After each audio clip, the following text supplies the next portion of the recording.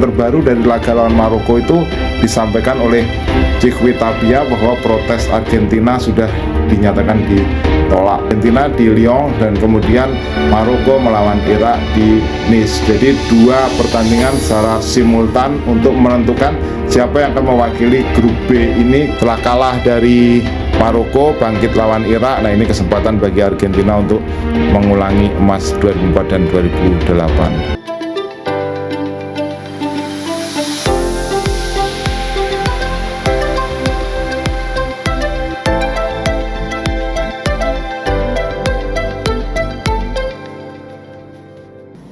Salam pemirsa, ketemu lagi bersama saya Titis Widiatmoko di Titis Corner. Kita akan bahas tema menarik terutama tentang kelanjutan kiprah pasukan dari Javier Mascherano ini yang sedang berlaga di Olimpiade Paris 2024 untuk cabang sepak bola.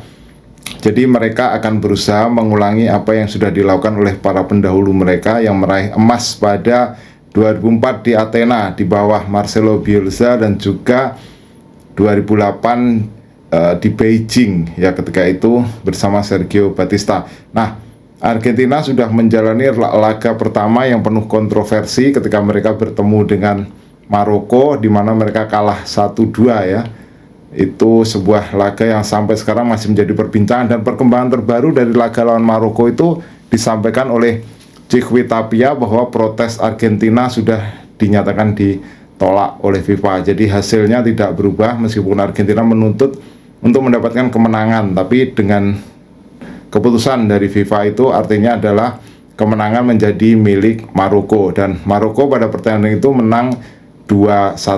Nah, di pertandingan lain Irak mengalahkan Ukraina 2-1, dan berikutnya Argentina pada pertandingan kedua mengalahkan Irak 3-1 lewat gol dari Almada, Gondo dan juga Fernandes.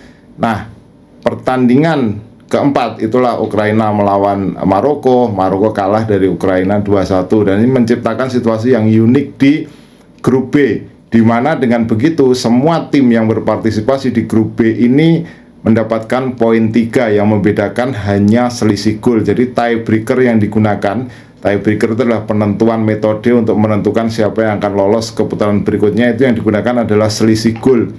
Kemudian berikutnya adalah jumlah gol, dan baru head to head. Nah, dengan kondisi seperti itu klasemen sementara dipimpin oleh Argentina 3 poin dengan selisih gol 4-3. Berikutnya di peringkat kedua itu adalah Ukraina dengan selisih poin 3-3, dan Maroko selisih poinnya 3-3. Nah, sama selisih poin tetapi Ukraina di atas karena head to headnya mereka unggul ya. Kemudian Irak di peringkat keempat dengan selisih golnya 3-4. 3 memasukkan, 4 kebobolan atau -1. Nah, pertandingan penentuan akan berlangsung besok hari pukul 22 WIB secara berbarengan.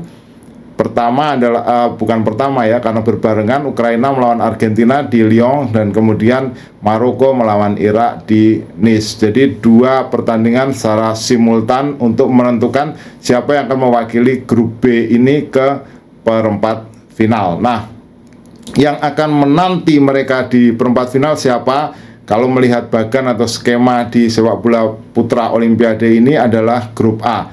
Nah, situasi grup A itu dipimpin oleh Prancis selaku tuan rumah, anak asuh Thierry Henry ini dengan 6 poin.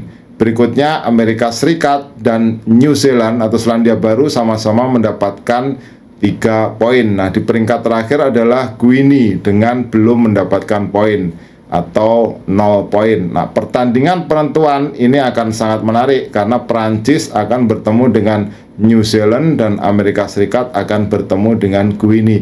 Dengan asumsi Guinea belum pernah mendapatkan poin dan Prancis selalu menang, berarti memang di grup ini Prancis dianggap sebagai tim yang terkuat, sementara Guinea adalah tim yang terlemah sejauh ini dari 2 pertandingan. Sehingga kalau melihat situasi itu, Amerika Serikat ini punya peluang untuk bisa mengalahkan Guinea.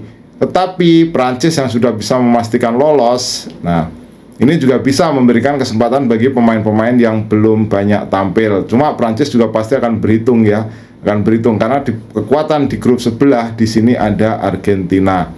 Nah, yang bisa dipandang remeh. Jadi kalau mereka nggak mau bertemu terlalu dini di perempat final, ini jadinya Prancis juga harus kedua tim ini harus sama-sama menjadi juara grup. Nah, syaratnya untuk seperti itu bagi Argentina terutama apa? Nah, menurut saya yang paling penting adalah mereka harus tetap mempertahankan keunggulan selisih gol dibanding dengan tim lain, dan untuk itu mereka harus bisa menang melawan Ukraina dengan jumlah gol yang besar. Nah, di pertandingan lain Maroko dan Irak sama-sama masih punya peluang. Jadi kalau Ukraina kalah dari Argentina, siapapun yang menang dari Maroko lawan Irak itu ya akan menemani Argentina ke perempat final. Tapi kalau hasilnya imbang sementara Argentina menang, tentu di sini Maroko yang akan lolos karena secara selisih gol Maroko lebih unggul dibandingkan dengan Irak. Nah, itu segala probabilitas yang akan terjadi ya. Nah, sebelum itu saya juga akan mengajak Anda untuk menengok di grup lain. Di grup lain kita melihat Jepang, grup C itu sudah ada Spanyol, kemudian ada Mesir, kemudian ada Dominika dan ada Uzbekistan. Nah, Spanyol sejauh ini memimpin dengan 6 poin, kemudian Mesir 4 poin, Republik Dominika 1 poin, dan Uzbekistan 0 poin. Nah, pertandingan penentu itu nanti kita melihat adalah Spanyol melawan Mesir dan kemudian Dominika melawan Uzbekistan. Nah, Mesir akan menjalani partai hidup mati melawan Spanyol ya. Dominika atau Uzbekistan masih punya peluang kalau misalnya Mesir ini dikalahkan oleh Spanyol. Nah, tergantung nanti selisih golnya akan seperti apa. Tapi Uzbekistan sudah pasti ya, sudah nggak memiliki peluang. Jadi tinggal Dominika saja. Syaratnya Dominika harus bisa mengalahkan Uzbekistan dengan catatan Mesir dikalahkan oleh Spanyol.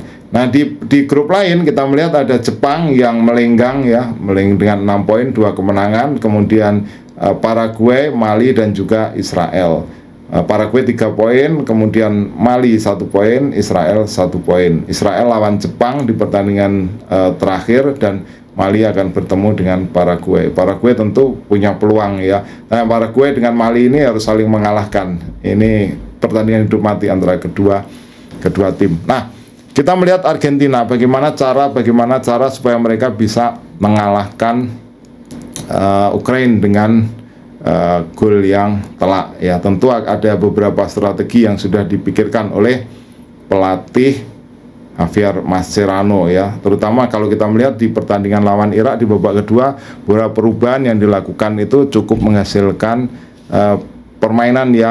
perubahan permainan yang signifikan ya, termasuk dengan masuknya Gondo yang bisa mencetak gol. Lucas Beltran ya kemarin ada masalah ya, kemudian Giuliano Simeone ini juga bisa memberikan bukti meskipun dia lebih sering tampil dari bangku cadangan. Jadi duet Julian Alvarez dan juga Gio Simeone atau Gondo ini bisa dicoba. Tapi kalau melihat kondisi Lucas Beltran belum pulih, bisa diberikan kepada Giuliano Simeone. Nah, yang cukup solid itu di sektor tengah ya, Ezequiel Fernandez dan juga Christian Medinya ya. Duet Boca ini cukup bisa mendominasi, memberikan garansi di lini tengah. Mereka ditemani oleh Santiago Hesse Olympiakos ya. Nah, di agak sedikit maju ke depan itu ada Thiago Almada yang sejauh ini tampil cukup konsisten. Jadi lini tengah memang di situ berisi pemain-pemain yang berpengalaman, dan lawan Irak sudah memberi bukti bahwa mereka bisa memberikan kontribusi penting bagi lini serang Argentina. Nah, kemudian kalau beberapa strategi itu macet atau berhenti kan juga ada beberapa yang bisa dicoba. Misalnya ada Claudio Echeverri atau Kevin Zenon yang itu bisa dimanfaatkan. Echeverri terutama akan menjadi pelapis dari Almada. Nah, di belakang kita melihat ya beberapa perubahan sering dilakukan ya, terutama di kanan ya. Gonzalo Lujan dan Joaquin Garcia ini juga berganti. Joaquin Garcia ini pemain Vélez, Gonzalo Lujan ini pemain San Lorenzo. Kemudian yang relatif stabil itu adalah Marco Di Cesare Racing dan juga Nicolas Otamendi. Nah, ini duet center back. Nah, back kirinya juga seringkali berganti ya, Julio Soler dan juga satu lagi yang dicoba di pertandingan pertama itu adalah Bruno Amione. Nah, itu komposisi yang seringkali bergantikan. Memang 3 pertandingan 18 pemain, setiap pemain punya kesempatan untuk bisa menunjukkan performanya di lapangan. Di posisi kiper relatif tidak tergantikan Geronimo Rulli. Jadi ini ke squad yang sebenarnya cukup solid ya, meskipun tidak ada Valentin Barco di kiri, tetapi kita melihat Julio Soler ataupun Bruno Amione sejauh ini juga sudah menunjukkan performa yang bagus ya. Setelah kalah dari Maroko, bangkit lawan Irak. Nah, ini kesempatan bagi Argentina untuk mengulangi emas 2004 dan 2008. Nah, silakan jika Anda punya pandangan lain, tulis di kolom komentar. Kita ketemu dalam pembahasan berikutnya. Salam.